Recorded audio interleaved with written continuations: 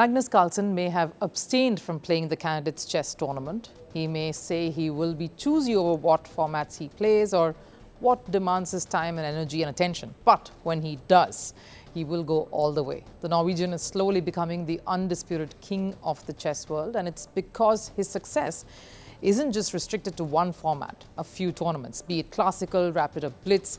Carlsen seems to know how to adapt and find ways to become invincible. In the recently concluded unique Casablanca tournament, Carlsen was unstoppable. The world champion was up against some of the finest in India's Viswanathan Anand, American Hikaru Nakamura and Egypt's Amin Baseem. And yet, Carlsen managed to come out on top. But what is this Casablanca tournament? What's the format like? And why is Carlsen's victory in this one extraordinary?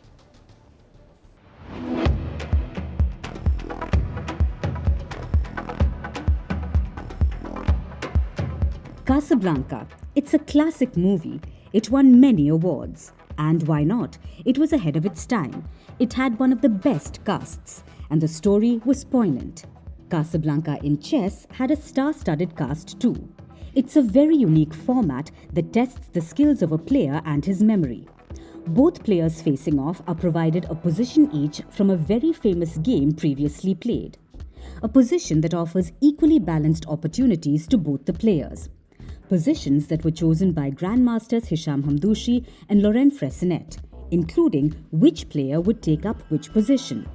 The primary goal is to have a thrilling game and honor the history of chess, putting players in positions they're not used to, basically taking them out of their comfort zone. This was an inaugural tournament and it was held in Morocco, justifying its tag of the famous 1942 movie Casablanca.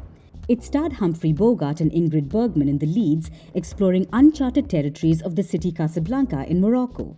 In the tournament too, the four players were engaged in a duel via moves from an old game, finding a way out from difficult situations. Four of the finest were present in Morocco. 4 star players from 4 different continents were up for glory. A clear reflection of how competitive the tournament was. Viswanathan Anand representing Asia, Amin Baseem, Africa, Magnus Carlsen, Europe, and Hikaru Nakamura for the Americas. And it was Magnus Carlsen who ultimately emerged victorious. Magnus Carlsen finished with 4.5 points out of 6, a point ahead of second-placed Hikaru Nakamura, followed by Viswanathan Anand with 3 points and Amin Baseem with 1 point. Carlsen's intuitive grasp of positional nuances combined with razor-sharp calculation allowed him to maneuver through the labyrinth of possibilities with ease.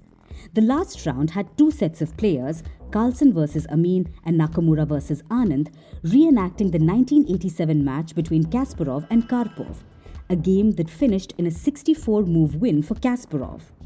Carlsen gained the upper hand against Amin, a game that Kasparov himself regarded as Mount Everest in his book. I can look back at my chess career and pick out more than a few crisis points, but only one Mount Everest. I would like to share the tale to investigate the means I used in winning the most important game of my life. Carlsen's approach to chess is not merely memorizing opening lines or executing flashy tactics. It's about understanding the essence of each position, unraveling its mysteries, and navigating the complexities with solid clarity. It was this trait that clearly made him the better player in the tournament. But perhaps what truly sets Carlsen apart is his hunger to constantly improve. Despite reaching the pinnacle of success, as some would term it, he continues to seek new challenges, explore uncharted territories, and push the boundaries of his own limitations. Whether it's exploiting a slight positional advantage, patiently maneuvering his pieces to control key squares, or capitalizing on his opponent's slightest inaccuracies or flaws, Carlsen's brilliance is second to none. But what truly distinguishes Carlsen is his ability to breathe life into seemingly lifeless positions. In the Casablanca tournament too, Carlsen was the one who managed to do a Kasparov and climb the Everest, an impossible feat even back then, something Carlsen replicated. And no surprises, the Nakamura and Anand face-off that replicated the very same match ended in a draw. Carlsen did a Kasparov.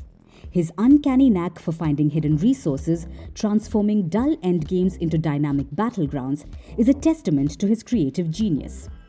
Whether it's a subtle pawn break, a timely piece sacrifice, or a stunning king march, Carlsen plots it all with great tact and clarity.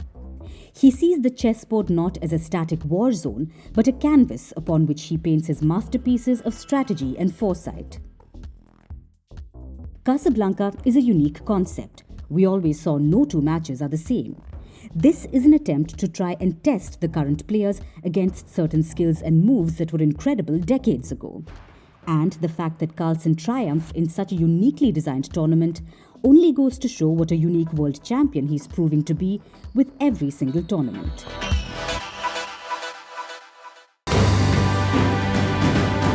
Firstpost reports from the world's second largest continent. Hello, I'm Alison Lagrange. A very warm welcome from Durban, South Africa. We get you the news and the newsmakers from Africa. South Africa goes to the polls on the 29th of May. I will track the election and bring you ground reports. Is it the end of the road for the African National Congress? And will former President Jacob Zuma stage a dramatic comeback? From elections to climate change to innovations and opportunities. As the world's attention shifts, we report from Africa, the heart of the global south. Join me every weekday live on Firstpost.